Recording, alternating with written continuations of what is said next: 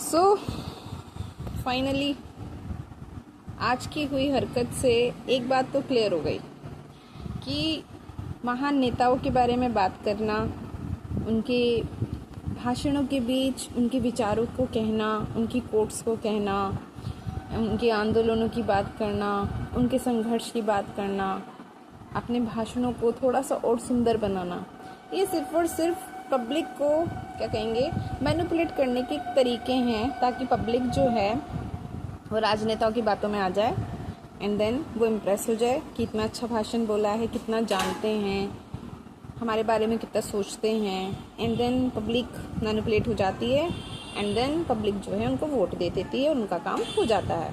सो महान लोगों की बातें, महान लोगों के विचार, महान लोगों के शब्द, महान लोगों के संघर्ष, वो सिर्फ और सिर्फ राजनीतिक नेताओं के लिए एक यूज से ज़्यादा, ये एक एक्सपेरिमेंट से ज़्यादा कुछ भी नहीं है, क्योंकि वो बातें, उनके शब्द, उनके संघर्ष की कहानियाँ, उनके कोट्स, वो राजनेताओं के भाषणों को बहुत और ज़्यादा सुंदर बना देते हैं। क्या बोलते हैं उसे, चार चांद लगा देते हैं उनके भाषणों में। सिर्फ उनका इतना यूज़ है, इससे ज़्यादा उनका कुछ भी यूज़ नहीं है। ये बात खुद सिद्ध कर दी है भारत की सरकार ने, जिस तरीके से दिल्ली के प्रोटेस्ट को, जो सोनम वांगचुक एजुकेशन के लिए पिछले 18-19 दिनों से भूख हड़ताल पर हैं, ठीक है, और जिस तरीके से उनको ज़बरदस्ती ले जा करके वहाँ से उठाया है दिल्ली पुलिस के द्वारा, ठीक है। ऑब्वियस सी बात है, उनका अनशन तुड़वाने की भूख हड़ताल जो वो है उनको पूरी तरह से उसी के लिए वो करे, ताकि उनको खाना खिलाया जा सके, उनका अनशन तोड़ा जा सके। तोड़ा नहीं, हम कहेंगे कि उनके संकल्प को भंग किया जा सके, इसको इस तरीके से बोलते हैं, उनके संकल्प को भंग किया जा सके, इसलिए जो है उन्हें ज़बरदस्ती वहाँ से उठवाया गया है, ठीक है। सो यही कोशिश की गई है। ये बात राजनेताओं को छोड़ो, ये बात भारत की पब्लिक को समझने की ज़रूरत है कि वो किस तरीके से बहक जाती है। बहकना सिर्फ किसी इंसान को देख कर के वो नहीं होता कि आप किसी के पीछे भाग लिए, इसको बहुत घटिया शब्दों में भी कहा जा सकता है, लेकिन बहकना एक राजनेता के अच्छे अच्छे भाषणों के बीच में उनको मैनिपुलेट करना, हिटलर भी यही करता था। हिटलर की पता है क्वालिटी क्या थी? आई एग्री, हिटलर ने धार्मिक कट्टरता को लेकर के जिस तरीके से दूसरे धर्म के व्यक्तियों का क्या बोलते हैं नरसंहार किया है, वो गलत था। लेकिन हिटलर की एक सबसे अच्छी बात पता है क्या थी?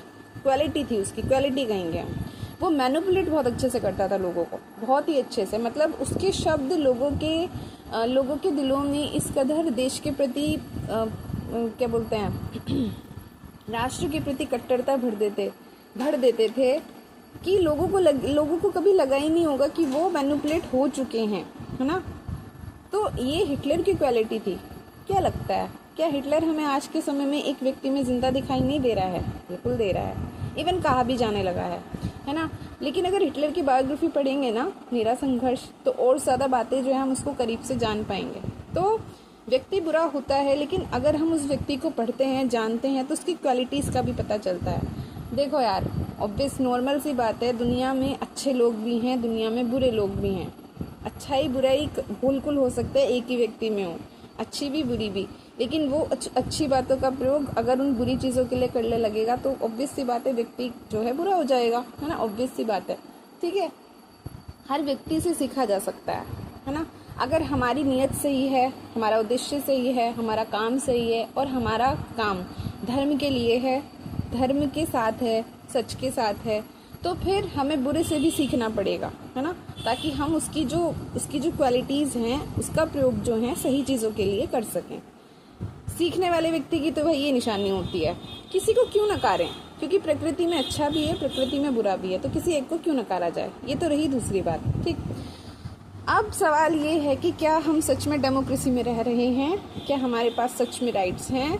मतलब अब भारत के लोगों को अपनी तरफ से उठाए गए संकल्पों को पूरा करने का अधिकार नहीं है, उनको सवाल करने का अधिकार नहीं है, उनको क्या बोलते हैं, हमारी जो सरकार जो हमारे ही द्वारा चुनी गई, हमारे ही वोट द्वारा, हमने अपने वोट्स दे करके उन सरकारों को चुना है, वोट देने के बाद हमें इतना भी राइट नहीं रह जाता है कि हम सरकार को उसकी गलतियां बता सकें, ठीक है।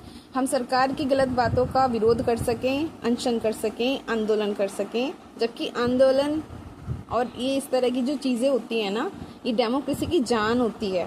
विपक्ष ही नहीं बचेगा तो डेमोक्रेसी कैसे वर्क करेगी भाई? डेमोक्रेसी कैसे काम करेगी और डेमोक्रेसी कैसे चलेगी अगर विपक्ष ही नहीं होगा, विरोध ही नहीं होगा, आंदोलन ही नहीं होगा? क्योंकि गलती कौन बताता है, गलत कौन बताता है? ठीक, तो गलत बताने वालों को ही अगर क्या बोलते हैं, दोषी बता दिया जाएगा, अपराधी बता दिया जाएगा, तो फिर तो चल गई डेमोक्रेसी। तो एक तरह से ये बात साफ हो गई है कि हम लोग डेमोक्रेसी का सिर्फ और सिर्फ शोर है। बाकी डेमोक्रेसी भारत में केवल वोट का राइट मिल जाना तो डेमोक्रेसी नहीं होती। केवल वोट 5 साल में एक बार जा कर के वोट का बटन दबा देना, है ना, वो डेमोक्रेसी नहीं होती। वो पूरी सवाल पूछने का भी उसमें राइट होता है, आंदोलन करने का भी उसमें राइट होता है। और सरकार का ये कोई क्या बोलते हैं इसको, ये कोई कदम नहीं हुआ कि सीधा अनशन करने वालों को ही आप उसके स्थान से उठवा लो ज़बरदस्ती। ठीक है, तो फिर यार बात ये है, कंपेयर करें एज कंपेयर, तो फिर तो अंग्रेज़ ज़्यादा बेहतर थे, है ना। मतलब हमने अंग्रेज़ों से आज़ादी क्यों ली थी? हमने अंग्रेज़ों से आज़ादी इसलिए तो ली थी क्योंकि वो हमारा शोषण कर रहे थे, पहली बात। दूसरी बात, वो हमारे देश के नहीं थे, वो हमारा कल्चर नहीं जानते थे, वो हमारी भाषा नहीं जानते थे, वो हमें नहीं समझते थे, वो हमारे धर्म को नहीं समझते थे, वो किसी चीज़ को नहीं समझते थे, है ना। तभी तो हमें अंग्रेज़ों के शासन से प्रॉब्लम हुई, है ना। क्योंकि हमें ये बात थी कि हमारे लिए राइट, हमारे लिए कानून, हमारे ऊपर रूल कोई दूसरा क्यों करे, किसी दूसरे देश से आया व्यक्ति वो हम पर रूल क्यों करे, उसका कहना हम क्यों माने, उसके बनाए हुए कानून का अनुसरण हम क्यों करें। यही तो कारण था कि हमने अंग्रेज़ों से आज़ादी ली, है ना। इसलिए हमने विरोध किया, इसलिए हमने आंदोलन किया, वहाँ भी हम ठीक। तो ये कारण था कि हमने अंग्रेज़ों से आज़ादी ली, है ना, हम आज़ाद हुए। क्योंकि हमें ये था कि हम पर जो रूल है, भारत अपने लिए कानून से हम बनाए, भारत के लोग बनाए, है ना। और हमारे ऊपर रूल जो है, हमारा जो शासन है वो भारत के लोगों द्वारा ही बनाया गया, संविधान उनके द्वारा ही बनाया जाए और उन्हीं के द्वारा उन पर शासन किया जाए। तो हमने अंग्रेज़ों से आज़ादी ली लड़के, ठीक है। उसके बाद एक दूसरी पार्टी ने रूल किया, चलो जैसी था। कोई भी चीज़ हमेशा परफेक्ट नहीं रहती, अच्छाई बुराई उसमें हमेशा कभी ना कभी उसमें जड़ पकड़ लेती है, आ जाती है कमियाँ। अब क्या दिक्कत है, व्हाट इज़ द प्रॉब्लम? अब क्या प्रॉब्लम है? क्यों फिर अगर इसी तरह की हरकतें करनी थी, यही पैंतरे अपनाने थे, ये तरीके अपनाने थे, तो फिर महात्मा गांधी की बातें क्यों की यार? क्यों लोगों को मानवता की बात बताई कि मानवता कोई चीज़ होती है? और इसमें तो कोई पॉलिटिकल पार्टी वाला मूव वाला, किसी पार्टी को समर्थन करना है, किसी का विरोध करना है, वो बात तो साइड में है। यहाँ तो बात सिर्फ ह्यूमैनिटी की है कि आप लोग को व्यक्ति के तौर पे, एक इंसान के तौर पे आप एक दूसरे व्यक्ति का दुख इंसानियत के तौर पे समझ पा रहे हो कि नहीं समझ पा रहे हो। एक व्यक्ति 19 दिन से सिर्फ और सिर्फ इस वजह से आंदोलन कर रहा है क्योंकि उसका अपना कोई स्वार्थ नहीं है, वो दूसरे बच्चों के लिए आंदोलन कर रहा है, उनकी पढ़ाई के लिए आंदोलन कर रहा है। ये तो एक इंसानियत वाली बात है कि सिर्फ एक नॉर्मल सी बात, हमारे घर में यार अगर इस तरह की कोई चीज़ होगी तो हम अपने घरों में भी इस तरह की हम मनाने की कोशिश करते हैं कि क्या प्रॉब्लम है, कोई बात नहीं, बातचीत करके चीज़ें हो जाती हैं। ये क्या तरीका था कि आप ज़बरदस्ती किसी के साथ इस तरह का बिहेव करो? अगर आप लग रहा है कि पॉलिटिकली बहुत सारी चीज़ें होती हैं, मैं समझ सकती हूँ, बहुत सारी चीज़ें होती हैं, एकदम से किसी भी बात को माना नहीं जा सकता, लेकिन यार कम से कम बातचीत तो की जा सकती थी, या बातचीत का भी रास्ते सारे बंद कर रखे हैं। तो ये चीज़ें जो हैं समझने वाली हैं।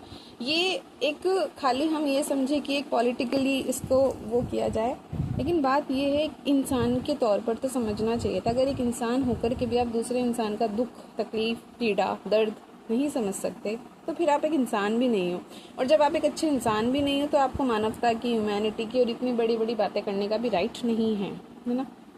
क्योंकि इतनी बड़ी बड़ी बातें करने के लिए कम से कम एक इंसान को, एक अच्छा इंसान तो होना चाहिए कि जो दूसरे का दुख समझ सके। करुणा तो चलो बहुत ऊपर की बात होगी, कम से कम दया ही कर लेते दूसरे के प्रति, वो भी नहीं की गई भाई। ये तो बहुत ही गंदी राजनीति और उसके द्वारा किया गया एक्शन बहुत ही घटिया।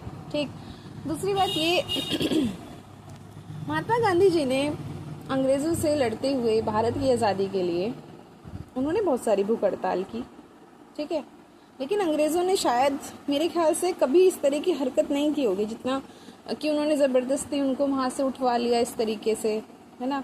हाँ, जेल में गए हैं, बिल्कुल गए हैं, लेकिन एक क्या बोलते हैं उसे, सम्मानपूर्वक एक सम्मान भी दिया जाता अगर कोई व्यक्ति कुछ बात बोल रहा है ना, और वो कोई छोटा व्यक्ति तो है नहीं जिसके साथ ही हरकत की गई है, अच्छा खासा साइंटिस्ट है, पढ़ा लिखा व्यक्ति है, समझदार भी है ना, उन लोगों के लिए काम करता है जिन्हें ज़रूरत होती है, जिन्हें ज़रूरत है एजुकेशन की हो, विकास की हो, चाहे शोध की हो, रिसर्च की हो, या फिर किसी ने क्या बोलते कोई नई चीज़ बनाने की, उन्होंने किया है। नेता के लोग क्या करते हैं, पढ़े लिखे भी नहीं हैं, बनाना तो कुछ बहुत दूर रहा है ना। इन लोगों को सिर्फ वोट के माध्यम से राइट मिल गया कि ये भारत के साइंटिस्ट के साथ, वैज्ञानिक के साथ, कुछ नया सर्जन करने वाले के साथ इस तरीके की हरकत करें। अगर सिर्फ वोट के माध्यम से, सिर्फ वोट दिए जाने से इन लोगों को इस कदर राइट मिल रहा है, तो फिर यार डेमोक्रेसी तो बस भारत में अब एक मुझे लगता है कि भीड़ तंत्र बनकर रह गई है। आई थिंक एरिस्टोटल सही कहते थे कि डेमोक्रेसी को अगर सही ढंग से लोग संभाल ना पाए तो वो सिर्फ एक भीड़ तंत्र बन जाती है, क्योंकि लोगों को समझ नहीं रहती। मुझे लगता है कि इंडिया में आज के समय में यही हो रहा है।